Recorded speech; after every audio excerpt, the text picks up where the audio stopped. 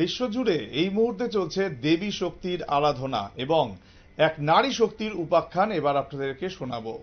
একমাত্র ভারতীয় হিসেবে গোটা বাংলা জুড়ে দেবীর আরাধনায় মেতে উঠেছেন বাঙালিরা, অন্যদিকে বিশ্ব জয়ে নেমেছেন বাঙালির এক এবং সেখানে ফ্রান্সের প্যারিসে ডিপ্লোমে ডি মেডিয়াল ডি ইটেনে ভূষিত হলেন বাঙালি চিত্রশিল্পী স্বাতী ঘোষ। গত 6 অক্টোবর আর্টস সায়েন্স লিটারেচারের তরফে এই পুরস্কার পান স্বাতী। বিশিষ্ট চিত্রশিল্পী স্বাতী ঘোষ এবার ফ্রান্সের প্যারিসে আর্ট সায়েন্স লিটারেচার অ্যাসোসিয়েশনের উদ্যোগে ডিপ্লোমে ডি মেডিয়াল ডি ইটেন পুরস্কারে ভূষিত হলেন। চিত্রশিল্প ক্ষেত্রে উল্লেখযোগ্য অবদানের জন্য প্রতি বছর এই পুরস্কার দেয়া হয়।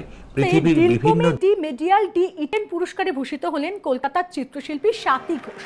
চিত্রশিল্প ক্ষেত্রে উল্লেখযোগ্য অবদানের জন্য প্রতি বছর এই পুরস্কার দেওয়া হয় পৃথিবীর বিভিন্ন দেশের চিত্রশিল্পীদের। স্বাতী ঘোষকে আমি সত্যি খুব খুশি এবং আপ্লুত।